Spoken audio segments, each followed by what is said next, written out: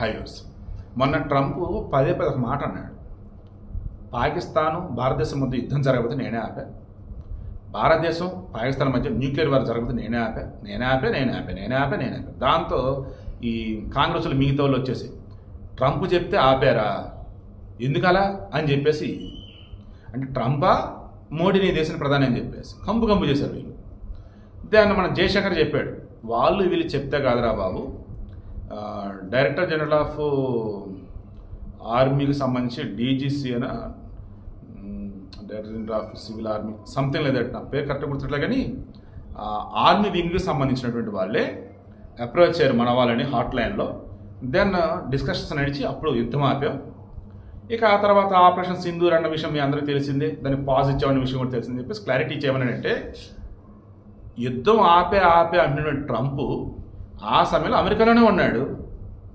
చాలా లాజికల్గా చెప్పాడు, పిర్ర మీద వాత పెట్టినట్టు కొట్టాడు జయశంకర్. ఏమని, ఎవడొచ్చి ఆపాడు, ఎవడు ఆపమని అడిగాడు, ఎవరు ఆపారు? ఆపరేషన్ సింధూర్ అంటూ స్టార్ట్ చేసింది మేము. దేనికోసం? టెర్రరిస్టులను ఏరివేయటం కోసం. వాళ్ళు ఎక్కడున్నారు? పాకిస్తాన్లో ఉన్నారు. ఆ పాకిస్తాన్ ఉన్నటువంటి వాళ్ళు బాబోయ్ దండం పెడతాను ఆపండి రా బాబు అని చెప్పేసి ఆ డైరెక్టర్ జనరల్ ఆఫ్ ఆర్మీ వాళ్ళకి సంబంధించిన ఆపరేషన్ వాళ్ళు అడిగితే మనం కూడా ఓకే అని చెప్పేసి పాస్ ఇచ్చారు అంతే. అమెరికా వచ్చేది ఏంటి, ట్రంప్ వచ్చింది ఆపేది ఏంటి అని చెప్పేసి అన్నాడు. ఇప్పుడు ప్రపంచంలో ఎక్కడ ఏవి జరిగినా ఆపుతాను ఆ శక్తి మొక్కని బిల్డప్ కొట్టి అమెరికా, మరి ముఖ్యంగా ట్రంప్ వచ్చాక ఓవర్ యాక్షన్ అయింది రెండోసారి. లాస్ ఏంజల్స్లో ఈ అక్రమ వలసదారులు వాళ్ళు వీళ్ళు ఉన్నారు కదా, వాళ్ళని ఏరివేయటం పడటం అన్నట్టు కొత్త చట్టాలు పట్టుకొస్తాం కదా, దానికి నిరసనగా లాస్ ఏంజల్స్లో అసలు కార్లు ఏంటి, బిల్డింగ్లు ఏంటి, ప్రభుత్వానికి సంబంధించిన ఆస్తులు విధ్వంసం తగలబెడతాం ఇవన్నీ చేస్తున్నారు.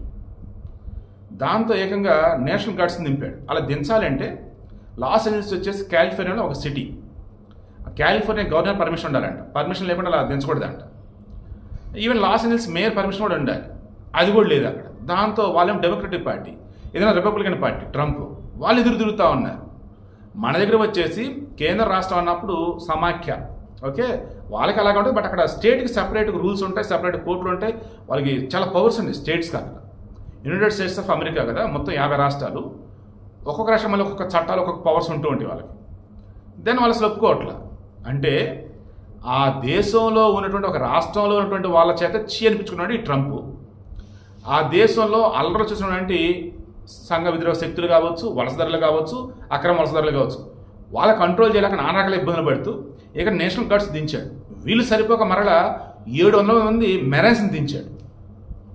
ఓ రకంగా ఇంతవరకు అమెరికా చరిత్రలో అలా లేదంట, ఒక స్టేట్ పర్మిషన్ లేకుండా దించడం అసలు లేదంట. ఏది ఆ దేశానికి సంబంధించి సెక్యూరిటీలో ఫెయిల్యూర్, అంతర్గతంగా ఫెయిల్యూర్, స్టేటు సెంటర్ అన్నప్పుడు రిలేషన్స్ కరెక్ట్గా లేవు, మొత్తం కంపు అవుతుంది అక్కడ. ఇతను వచ్చి మన దేశానికి పాకిస్తాన్ మధ్య యుద్ధం ఆపేదని చెప్తాడు. ట్రంప్ అంత కమెడియన్ నాకు తెలిసి ప్రపంచంలో ఎవడో లేడు. ఎటువంటి కమెడియన్ అంటే వరస్ట్ కమెడియన్ నేనంట, ఏం పర్లా నేనంట. ఎంత దారుణం రా నాయన అసలు. ఇండియాలో వచ్చి యాపిల్ కంపెనీ పెడతారంటే వద్దు, ఆడ పెట్టవద్దు, వాళ్ళు ట్యాక్స్లు ఎక్కువ ఉంటాయి. ఏంది అది? అదేమంటే చైనాకి ఇండియాకి ఎవరిని అని చెప్పేసి మళ్ళీ వేరే వాళ్ళు చెప్తాడు.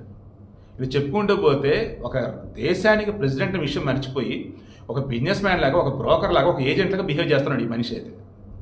అండ్ హార్వర్డ్ యూనివర్సిటీ సంబంధించి కూడా మన ఏదో కంపు చేసాడు ట్యాగ్ ఏదో. ఇలా చెప్పుకుంటూ పోతే చాలా చేస్తున్నాడు.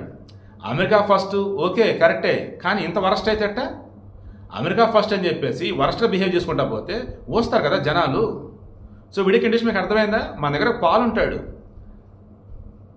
పాకిస్తాన్కి ఇండియాకి కొంచెం యుద్ధం ఆపుతా నేను అంటాడు, పాలస్తీనాకి ఉక్రెయిన్ కొంచెం యుద్ధం ఆపుతానంటాడు, పాలస్తీనా ఇజ్రాయెల్, అండ్ ఉక్రెయిన్ రష్యా మధ్య యుద్ధం ఆపుతానంటాడు, చెప్తాడు, వెళ్తున్నా అంటాడు, వెళ్తాడు, యుద్ధం ఆగిపోయింది, నేనే చెప్పాను అందుకే ఆగిపోయింది అంటాడు. నమ్మేళ్ళు నమ్ముతారు, నమ్మనాలు వచ్చేసి నవ్వుకుంటారు.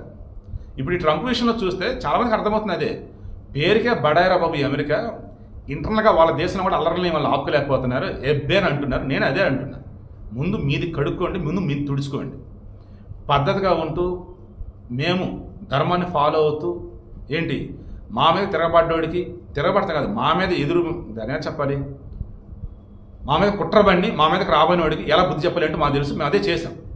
ఇప్పుడు కూడా నా వల్లే ముందు నేను చూసుకో ట్రంప్.